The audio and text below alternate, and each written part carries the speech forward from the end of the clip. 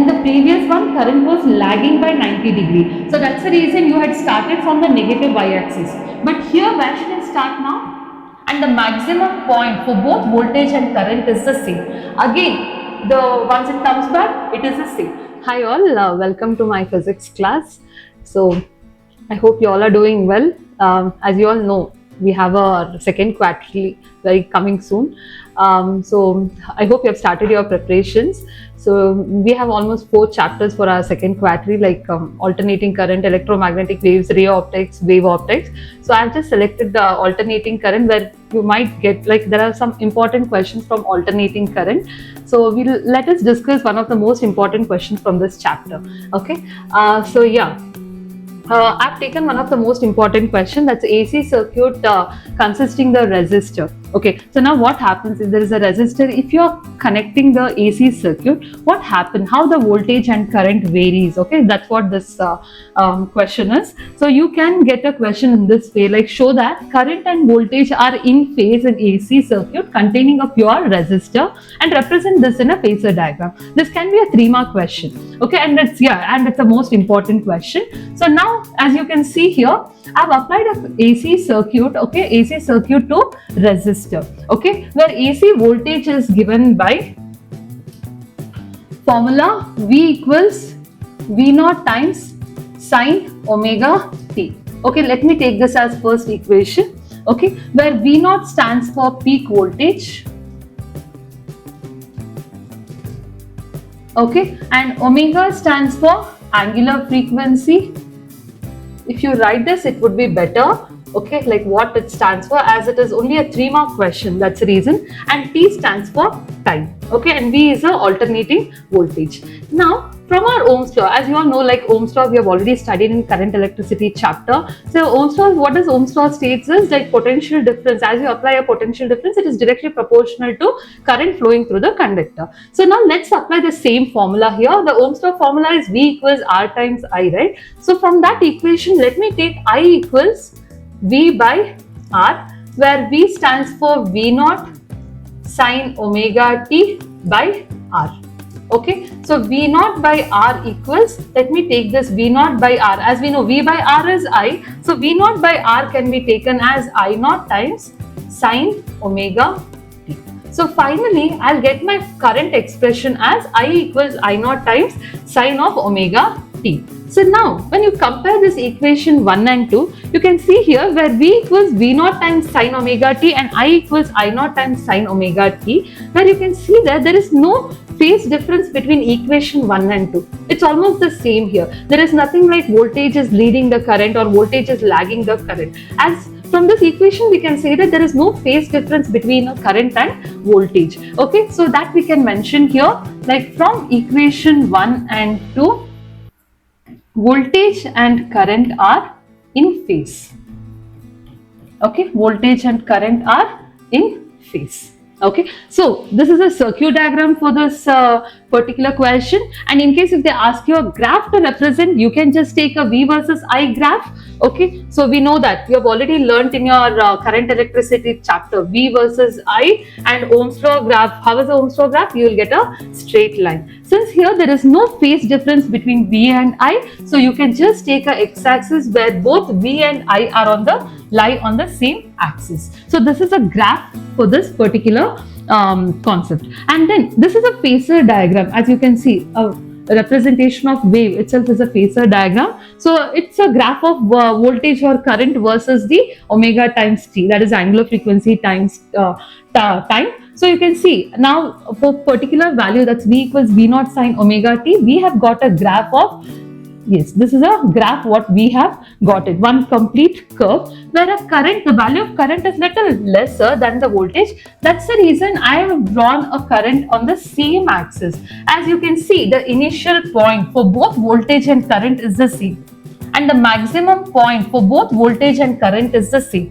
Again, once it comes back, it is the same. So what does it mean? It means that the voltage and current both are in phase.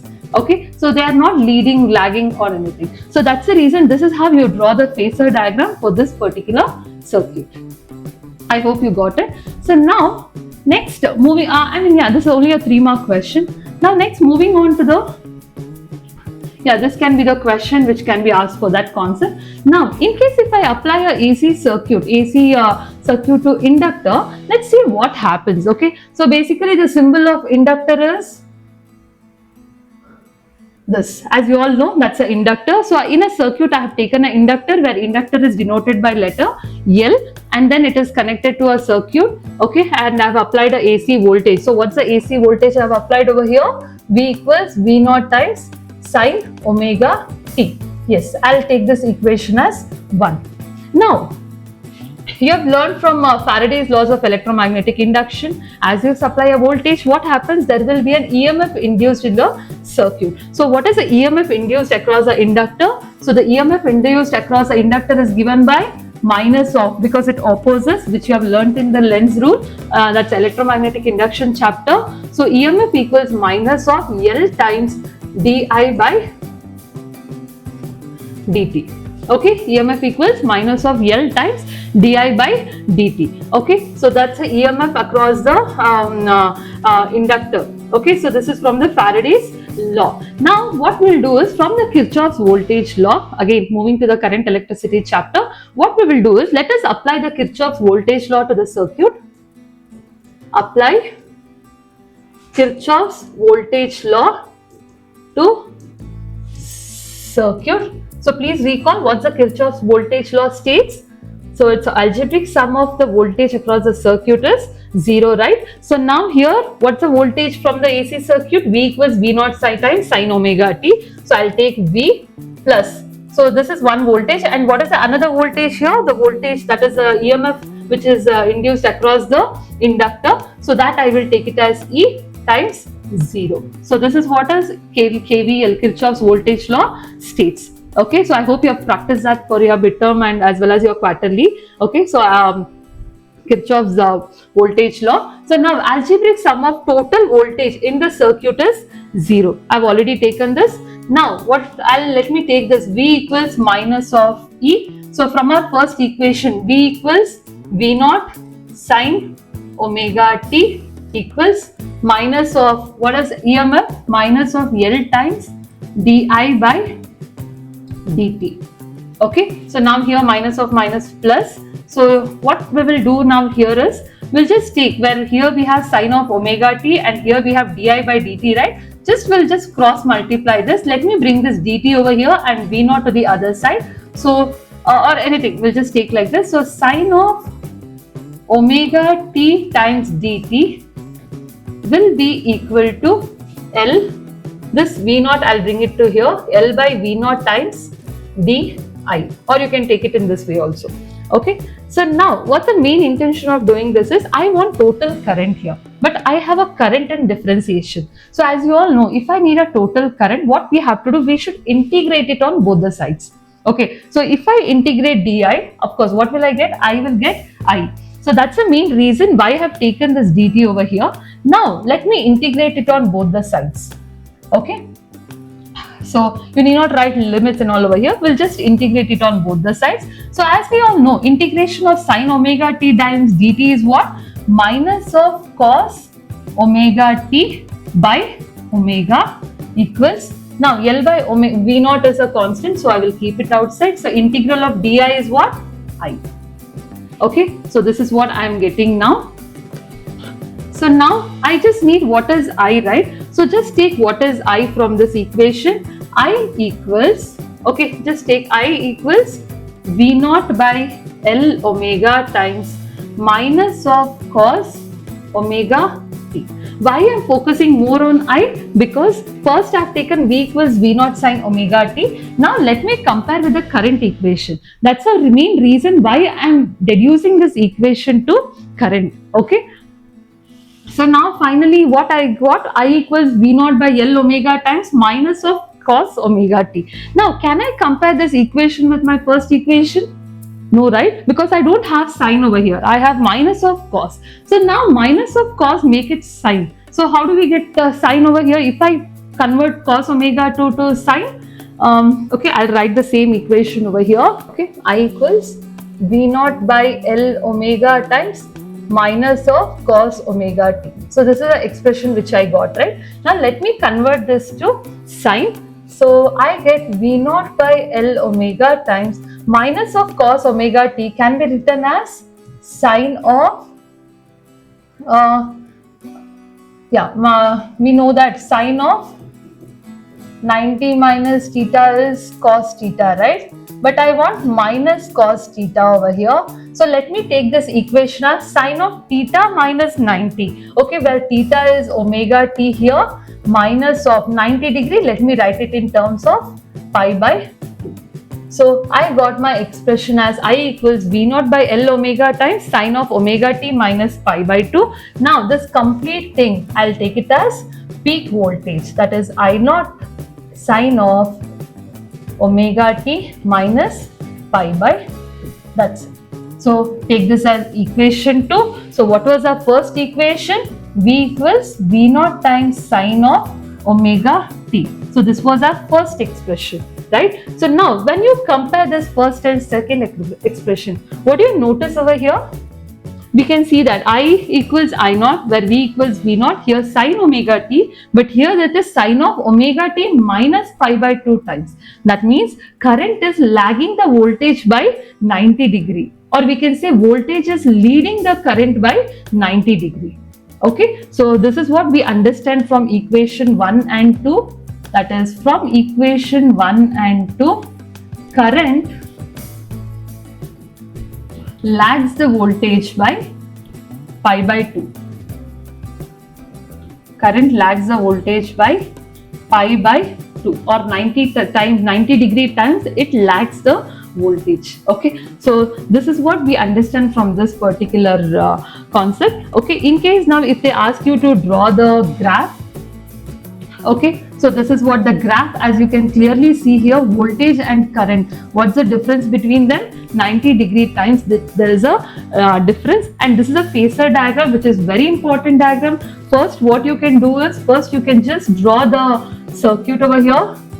Okay, first you can draw the axis. So it is V or I versus omega t times. First draw the voltage curve like this.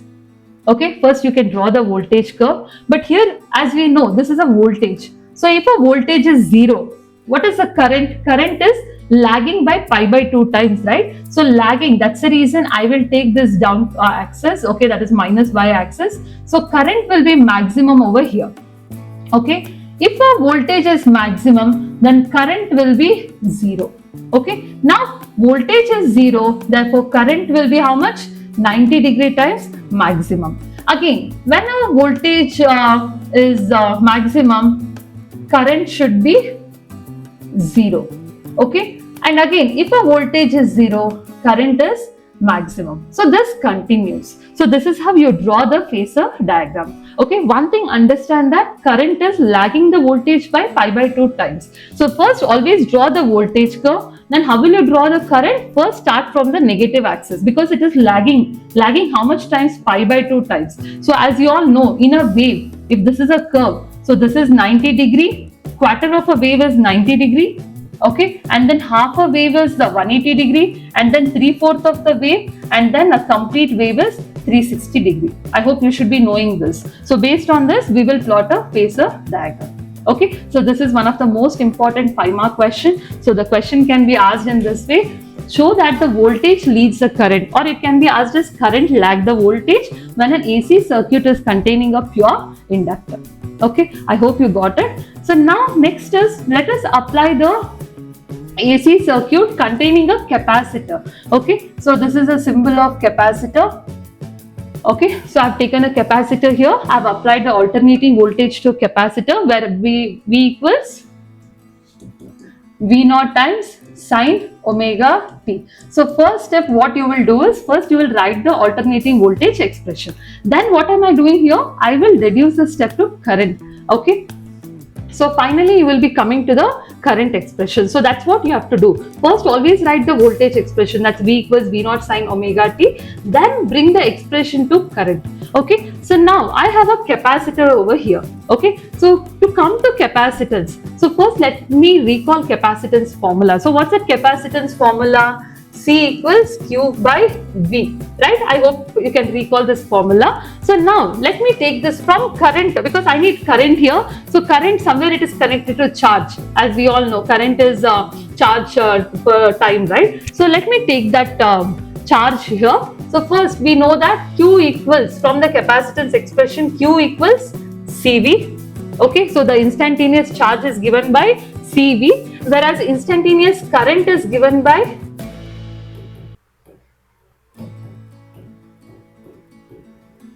so the instantaneous current is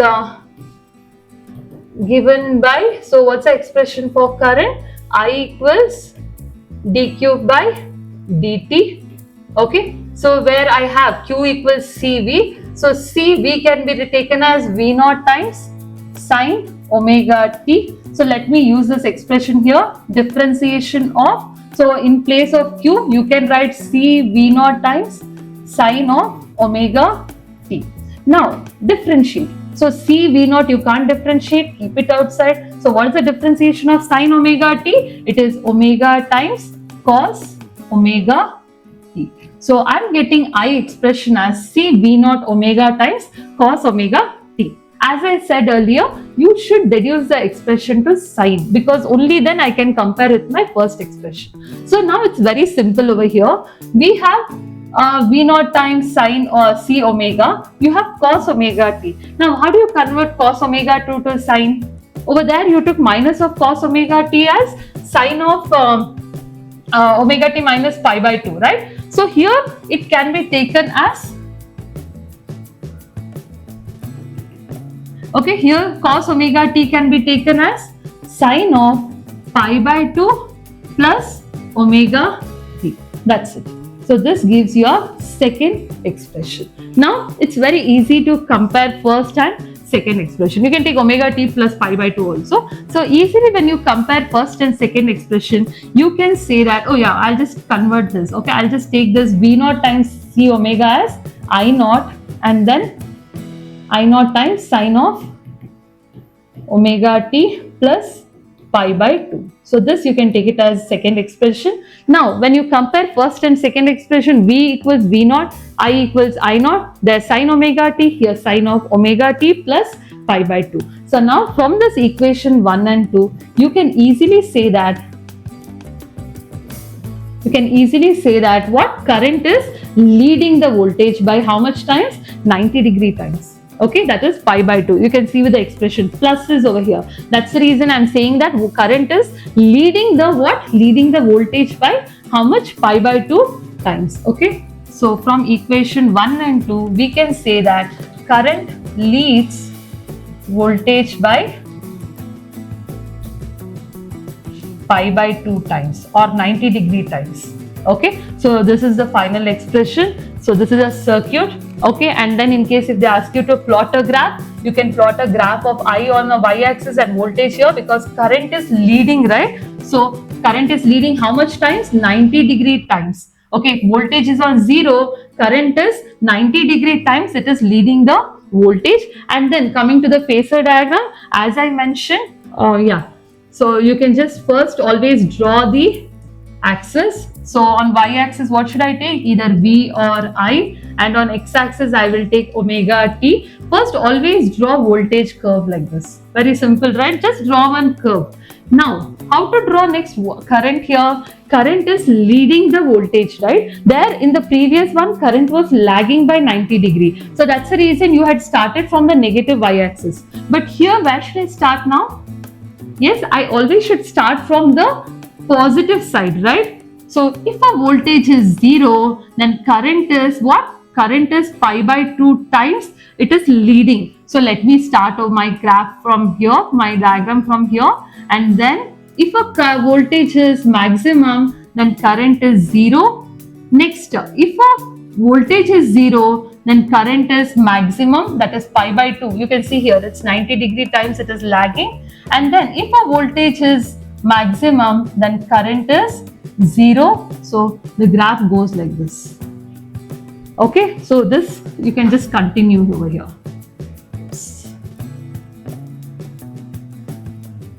Okay, so try to keep the amplitude almost the same, because here we are not dealing with the amplitudes and all. Keep the maximum height of both the wave same. Okay, so this is a phasor diagram which we have already taken it. I hope you understood how to draw the diagram. You can just write over here pi, 2 pi here, because half of the wave is pi. Pi is 180 degree. Complete wave is 2 pi.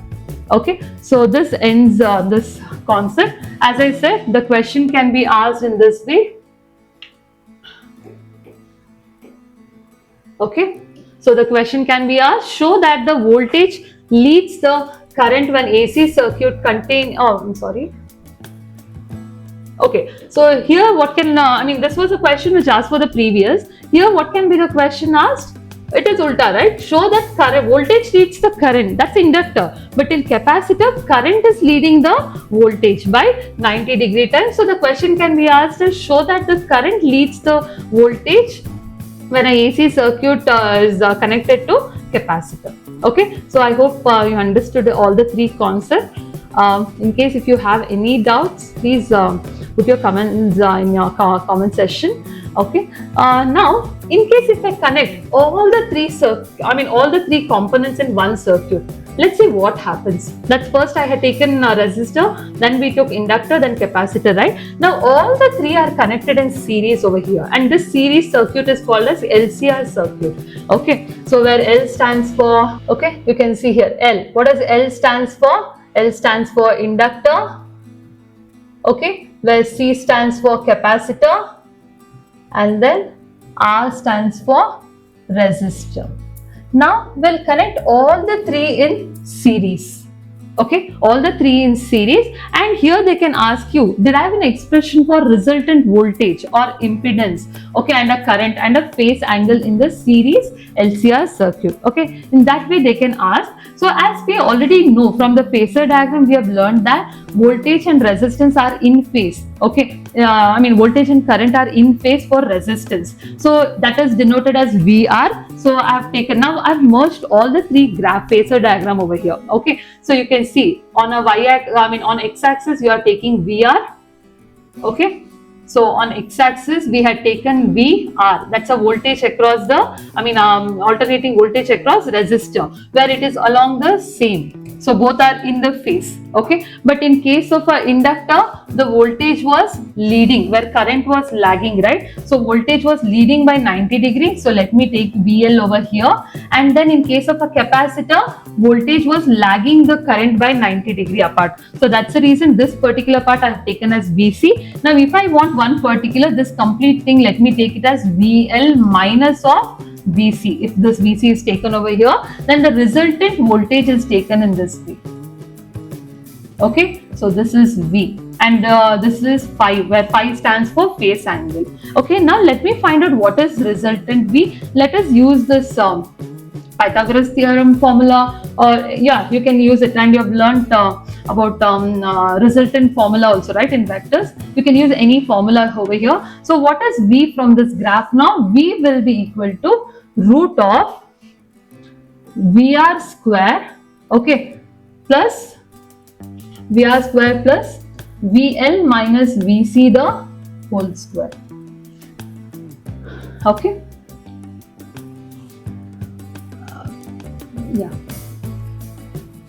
Okay, so V equals root of VR square plus VL minus VC the whole square. So let me take this, what does VR stands for? VR stands for R into I, right? So VR, okay, so voltage across the resistance, it is R times I the whole square from the Ohm's law formula. V equals Ri, so VR can be taken as R times I. So, but what is VL here? Okay, so we know formula V equals Ri from Ohm's law. This is for resistance. In case if there is an inductor, or in case if there is a capacitor, then R is replaced by what? XL for inductor or inductance, whereas it is replaced by XC for capacitance. So what is this XL and XC? It is inductive reactance and capacitive reactance. Okay, so you should be knowing that. So now let me use the same formula over here. So VL can be taken as, so VL I'll take it as XLI minus VC can be taken as XC times I the whole square. Okay, so what will you get here? You'll get r square I square plus yeah. So shall I take I as common over here? I mean root of r square I square plus where I is common over here. So I'll just take I square of XL minus XC the whole square. Okay, so now where again here I square is common, so root of I square will be I. So I will take it outside. I will get root of r square plus XL minus XC the whole square. Okay, so this is a voltage, resultant voltage expression. Okay, so next they've asked something called impedance. So what is this impedance over here? See now, for a opposition offered by the resistor in the circuit is resistance. Okay, opposition offered, that's called as resistance. So what is inductive reactance means? Where an inductor is opposing the current. So that's resistance, we call it as inductive reactance. Where capacitive reactance is what? Capacitive reactance is, it is a resistance offered by the capacitor in the circuit. So whatever that resistance it is offering in the circuit, we are denoting it as resistance, inductive reactance and capacitive reactance. But in this, we have all the three circuits, I mean all the three components in series, right? Now even all these three are opposing one kind of a resistance. So that resistance we call it as impedance, and it is denoted by the letter Z. Okay, so now from here I can easily take out Z. That's if I comes over here. Okay, so I'll bring this I to the denominator. I'll get root of R square plus XL minus XC the whole square. So as we know, what does V by I gives? V by I gives resistance, right? But here what resistance we are getting? It is nothing but impedance. So V by I can be taken as Z equals root of R square plus XL minus XC the whole square. That's it. So this is the impedance formula, which is very important for numerical. In case if they ask you again what is XL and XC, you should be knowing XL will be equal to L times omega, whereas XC equals 1 by C omega. So how did we get that formula? Here we have already taken this. Okay, you can see here it is V naught. Yes, from here it is V naught. Why did we take this complete thing as I naught? Because this is V naught times 1 by R as I naught. Okay, so what is 1 by R? C omega, or R equals 1 by C omega. So that thing we are just taking it as what? XL. Okay, it's all about resistance, that's it. Okay, so XL is L omega and XC is 1 by C omega, which we have already got from our expression. Okay, so this is all about, so we have derived what is the resultant voltage, yes, here, and then what is impedance. Okay, and then if they ask you what is current, you can just take I equals V by R, whatever root of R square plus XL minus XC the whole square. Okay, and this is a phasor diagram to for this, as I have already drawn in the beginning. Okay, so then the last one is what is phase angle. So how do you calculate what is 5 over here? It's simple. Initially you have taken a Pythagoras theorem, right? Now you just take what is tan 5. Okay, so what is 5 from that? Okay, so tan 5 or 5, since angles are very small, you can just take opposite by adjacent. So what is opposite? Opposite is VL minus VC divided by the adjacent is VR. So you can take tan 5 equals this. Okay, where 5 equals tan inverse of VL minus VC by VR. That's it. Okay, again, this is one of the most important 5-mark question. Okay, since you have the 4 chapters, you can focus main like all 5 marks from alternating current and mainly from ray optics chapter. Okay, so I thought that's the reason I thought this is one of the most important topic. I hope I hope it will help you guys. Okay, so all the best for your quarterly. Thank you.